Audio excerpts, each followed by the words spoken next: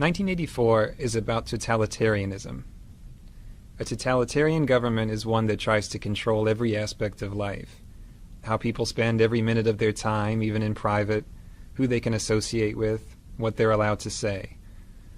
A totalitarian government even tries to control what people think and what they believe. George Orwell wrote 1984 in the late 1940s.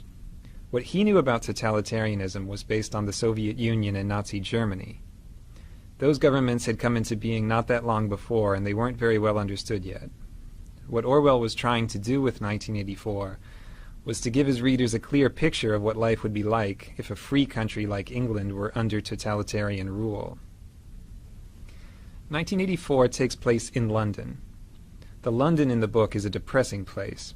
There's never enough to eat, the food's disgusting, there aren't enough clothes or shoes or anything to go around, and the city is pretty dilapidated, except for these giant pyramid-shaped government buildings that rise above the landscape. There's some sort of war going on, though no one really understands what it's about. Rockets frequently explode in the streets and blow people to bits. The worst part is that the government is always watching everything people do. There are these posters of Big Brother, who's supposedly the leader of the government, that say, "Big Brother is watching you." There are thought police who have hidden cameras and microphones literally everywhere. The government can watch you in your home, through your TV screen, and you're not allowed to turn your TV off, ever. There are a lot of things you're not allowed to do in this society, and if you do them, the police might take you away and throw you into a forced labor camp. You're not allowed to have close friends. You're not allowed to be in love. You can't date or have sex with someone you like.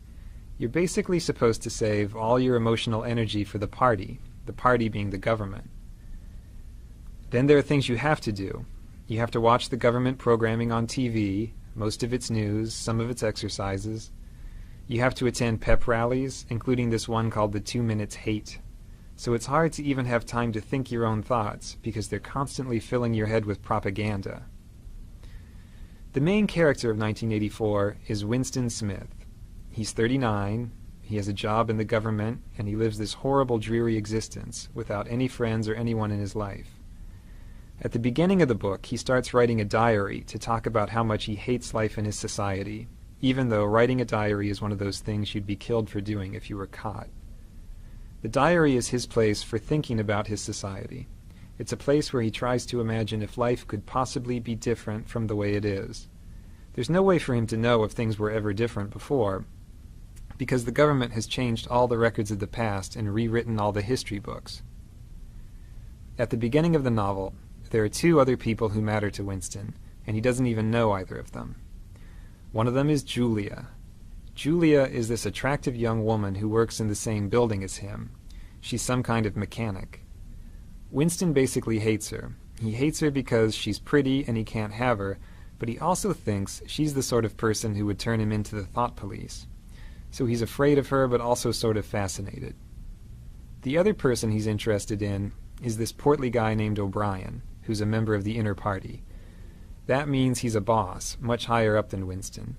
Winston should be afraid of this guy, but he gets the sense that O'Brien is intelligent, so he has this yearning to be friends with him.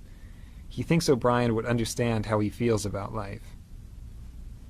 The book takes a turn one day when Julia slips Winston a note that says, "I love you." This note completely rocks Winston's world. Of course he's interested. He can't wait to get in touch with her. But it's very hard for them to say 2 words to each other in private with all these spies and cameras everywhere. Finally, they do manage to get out to the country, and they start this mad love affair. The love affair makes them both very happy. It's dangerous because they could be killed or sent to labor camps if they get caught, but that makes it more exciting. At last, Winston has someone who understands him and who hates the party as much as he does. But Winston needs to go that extra step. He's rebelling against the party privately by having the secret affair.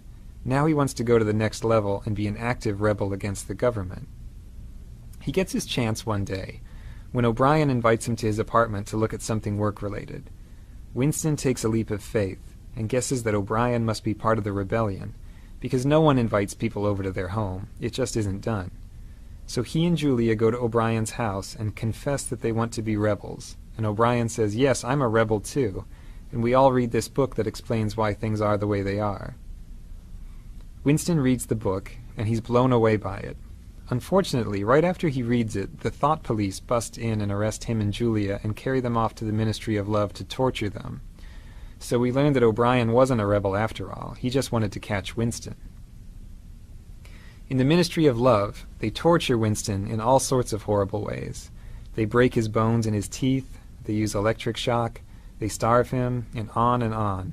He tells them everything he knows, he confesses to everything they ask him, and he tells them everything he knows about Julia. After torturing him over and over, O'Brien finally tells Winston what it is that the government really wants. What they want is to have total power over the minds of people like Winston. They want people like Winston to say 2 + 2 = 5 and really believe it, not just say it to avoid a beating. For the government, it's purely an exercise in power. They're not trying to control his mind for some other purpose. They just want to exercise total power over people's minds. They finally do break Winston completely, in this place called Room 101, where they do whatever it is you're most afraid of. They lock his face into a cage and threaten to let these rats eat their way through his face. He has a phobia of rats, so he loses it and says, "Do it to Julia, not me," which is a complete betrayal of what's most important to him. The government has taken his last shred of integrity. After he does that, they let him and Julia go. The thought police don't care about them anymore. The two of them meet on the outside, but they can't love each other anymore. Winston and Julia are basically broken people after they get out. Winston has changed to the point that he doesn't even want to think about anything that might be rebellious. He just sits in a cafe listening to the news and smiling. The last words of the novel are, "He loved Big Brother." So, one of the points the book makes is that a human being can be broken down completely until he'll believe whatever you tell him, even if it's that 2 + 2 = 5. At the same time, the book has a positive message, which is that it's really hard to get inside someone's head to that extent. The government has to go to incredible lengths to brainwash Winston successfully. For more information about 1984, check out the SparkNote to it on sparknotes.com.